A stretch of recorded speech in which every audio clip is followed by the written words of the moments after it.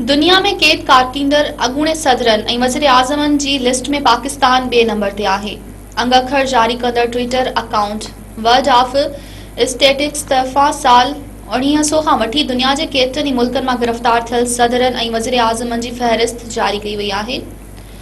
जारी कयल फ़हरिस्त मुताबिक़ अॻूणनि सदरन ऐं वज़ीर आज़मन जी गिरफ़्तारी जे लिहाज़ खां इटली पहिरें नंबर ऐं पाकिस्तान ॿिए नंबर ते मौजूदु आहे। पाकिस्तान में हिन वक़्त ताईं 8 अॻूणनि सदरन ऐं वज़ीर आज़मन खे जेल में विधो वियो आहे।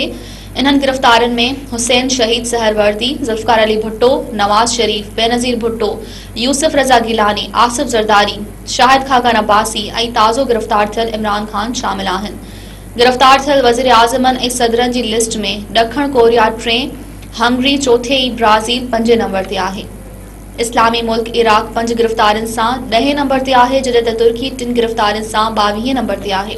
एशियाई मुल्कनि में पाकिस्तान खां पोइ बांग्लादेश जो नालो शामिल आहे, जेको मुल्क 5 गिरफ़्तारियुनि सां 9 नंबर ते आहे।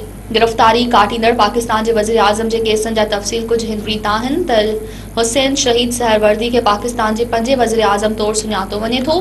हुसैन शहीद सहरवर्दी थोरे वक़्त लाइ पाकिस्तान जो वज़ीर आज़म रहियो, जंहिंजो सबबु इहो हुयो त हुन वक़्त जो सदर हिन जे सख़्त ख़िलाफ़ हो। हुसैन शहीद सहरवर्दी मुल्क जे पहिरीं फ़ौजी सरबराह जनरल अयूब खान पारां हुकूमत कब्ज़े जी हिमायत खां इनकार कयो हो। हुसैन शहीद सहरवर्दी जो मौत 5 दिसंबर 1963 ते परडेह में जलावतनी दौरान हिकु होटल में थियो।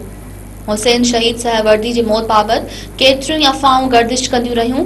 सरकारी मौक़िफ़ मुताबिक़ दिल जो दौरो पवण करे हुसैन शहीद सहरवर्दी जो मौत थियो।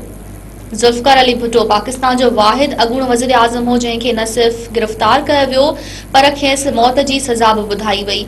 ज़ुल्फ़िकार अली भुट्टो पाकिस्तान जो 9 वज़ीर आज़म हो, जंहिंखे सेप्टेम्बर 1977 में सियासी मुख़ालिफ़ नवाज़ मोहम्मद अहमद खान कुसूरी जे क़त्ल जे इल्ज़ाम में गिरफ़्तार कयो वियो हो। गिरफ़्तारी जे 1.5 साल बाद लाहौर हाई कोर्ट ऐं सुप्रीम कोर्ट तरफ़ां मौत जे ॿुधायल सज़ा खां पोइ ज़ुल्फ़िकार अली भुट्टो खे रावलपिंडी जे अडियाला जेल में 4 अप्रैल 1979 ते फाही ॾिनी वई।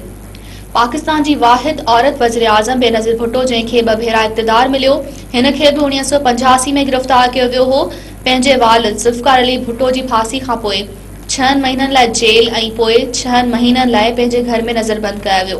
बेनज़ीर भुट्टो जी गिरफ़्तारी जो सबबु कस्टम फ्रॉड लिकाइण लाइ हिकु बैनुल अक़वामी इदारे खां रिश्वत वठण खे ॿुधायो वियो, जंहिं जे इल्ज़ाम हेठि खेसि 5 साल क़ैद जी सज़ा ॿुधाई वई ऐं इन खे अवामी उहिदे लाइ नाअहल बि करार ॾिनो वियो। मुल्क जो 3 भेरा वज़ीर आज़म रहंदड़ नवाज़ शरीफ बि क़ैद जी सख़्तियुनि खां बची न सघियो आहे। नेब तरफ़ां नवाज़ शरीफ खे पंहिंजी धीअ मरियम नवाज़ समेत गिरफ़्तार करे 10 साल क़ैद जी सज़ा ॿुधाई वई हुई। नवाज़ शरीफ खे पहिरियों भेरो 1999 में हुकूमत ख़त्म थियण बाद 425 ॾींहं अडियाला जेल में रखियो वियो, जॾहिं त 2018 में एवन फील्ड रेफरेंस केस में 2 महीना क़ैद काटियो वियो। मुल्क जो अॻूणो सदर आसिफ ज़रदारी बि जेल काटींदड़नि जी फ़हरिस्त में शामिल आहे। आसिफ ज़रदारी तक़रीबन 11 साल क़ैद रही चुको आहे। आसिफ ज़रदारी पहिरियों भेरो 10 अक्टूबर 1990 में गिरफ़्तार थियो। 2 साल 3 महीना 6 ॾींहं क़ैद रहण बाद खेसि आज़ाद कयो वियो। अॻूणे सदर खे ॿियों भेरो 4 नवंबर 1996 ते गिरफ़्तार कयो वियो, जेको 8 साल 18 ॾींहं जेल में रहण खां पोइ 22 नवंबर 2004 ते आज़ाद थियो। आसिफ ज़रदारी 3 भेरो 2019 में इमरान खान जे दौर में गिरफ़्तार थियो, जंहिंखे नेब जाली अकाउंट्स केस में गिरफ़्तार कयो हो। पाकिस्तान पीपल्स पार्टी सां तालुक़ रखंदड़ अॻूणे वज़ीर आज़म यूसुफ रज़ा गिलानी खे 26 अप्रैल 2012 ते सुप्रीम कोर्ट तौहीन अदालत जे केस में 30 सेकंडनि जी सज़ा ॿुधाए यूसुफ रज़ा गिलानी ऐं काबीना खे बरतरफ़ करे छॾियो। पाकिस्तान जे 21 वज़ीर आज़म शाहिद खाकान अब्बासी खे 18 जुलाई 2019 ते LNG दरामद केस में गिरफ़्तार कयो वियो। शाहिद खाकान अब्बासी 223 ॾींहं अडियाला जेल में गुज़ारिया। इस्लामाबाद हाई कोर्ट मां ज़मानत मिलण खां पोइ तक़रीबन 8 महीननि बाद इन खे आज़ाद कयो वियो। पाकिस्तान जो 23हों ऐं मौजूदा वज़ीर आज़म शहबाज शरीफ वज़ीर आज़म बणजण खां पोइ पहिरियां गिरफ़्तार थी चुको आहे। नेब 28 सेप्टेम्बर 2020 ते लाहौर हाई कोर्ट जे अहाते मां शहबाज शरीफ खे मनी लॉन्ड्रिंग केस में अबूरी ज़मानत रद्द थियण बाद गिरफ़्तार कयो हो। 7 महीननि खां पोइ ज़मानत मिलण ते खेसि 23 अप्रैल 2021 ते वज़ीर आज़म शहबाज शरीफ खे कोट लखपत सेंट्रल जेल मां आज़ाद कयो वियो हो। पाकिस्तान जे 22 वज़ीर आज़म ऐं चेयरमैन तहरीक इंसाफ़ इमरान खान खे गिरफ़्तार थियल वज़ीर आज़मनि जी फ़हरिस्त में ताज़ो शामिल कयो वियो आहे।